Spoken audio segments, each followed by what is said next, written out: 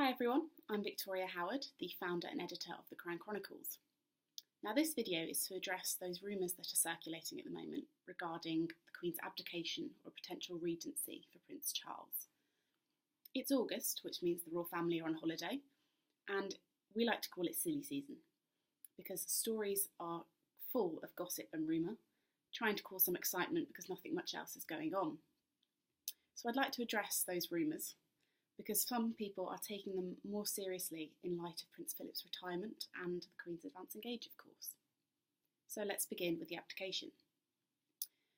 When the Queen was 21, she promised that she would dedicate her whole life, whether it be long or short, to the dedication of service to her people in the UK and across the world, knowing that she was heir to the throne. So that was 4 years before she took the crown, because she knew her whole life would be dedicated as monarch. There was no way out of that. Her uncle's abdication had already shown the instability and devastation it causes, particularly at a time of political unrest, which I'm sure you can say we are definitely in today. She took that promise very, very seriously. So for anyone to suggest that just because she has turned 91, she's thinking, maybe I'm not quite up to the job anymore, is absurd. The only reason she would ever step aside, and it wouldn't even be an abdication, would be for a regency in the case that she became incapacitated and unable to fulfil her duties as monarch. Only then would Prince Charles help her. He would be appointed regent, much like George IV was when his father George V suffered bouts of madness. So Charles may take over earlier than we perhaps might expect, but only if the Queen becomes ill and unable to fulfil her queenly duties. Secondly, I'd like to address the idea that William could simply take over from Charles because that's what the people want. While many people may favour Prince William, the Duke of Cambridge, as our next monarch, it doesn't work that way. Monarchy is not something you pick and choose the selection of the next monarch at all. Charles has been groomed for this role since he was 2. He's the longest serving heir to the throne in British history, and as he has once said, he's learnt from his parents like monkeys, watching them. So he knows what is expected of him. He's been receiving cabinet documents for many, many years. And by watching the Queen and learning from her, he is prepared for that job fully. 60 plus years of training, I think he's equipped for the job.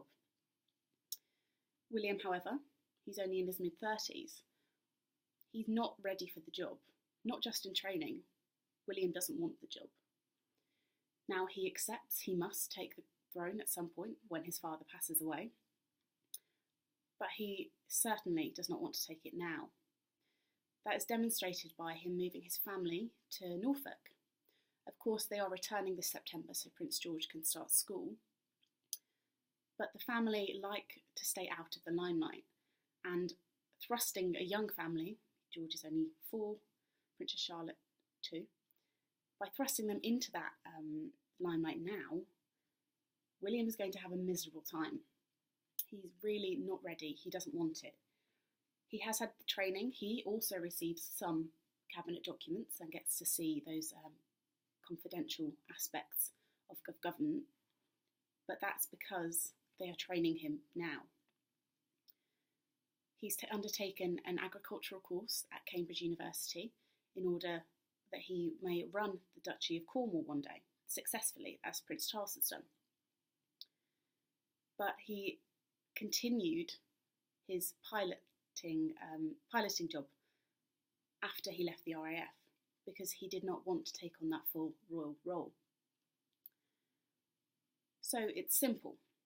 We can't simply skip Charles to go to William, because if Charles or the Queen abdicates, you abdicate in favour of another heir, not your heir. You abdicate for yourself and for any of your successors, which means, in the case of the Queen, should she take that oath, that the throne would in fact go to Princess Margaret's eldest son, now the Earl of Snowdon. Absurd, right? He has had no training at all in monarchical government. He wouldn't have a clue. Again, Charles, if he abdicated, of course he has to abdicate in order to pass the throne to William. He has to be king. And so he would abdicate for his heirs and successors, meaning it would go to Prince Andrew. He also has not been trained for the role, and I think many of you might not have a great opinion of Prince Andrew either. So, following the law of the United Kingdom, Prince Charles will be the next king. The Queen will not be abdicating.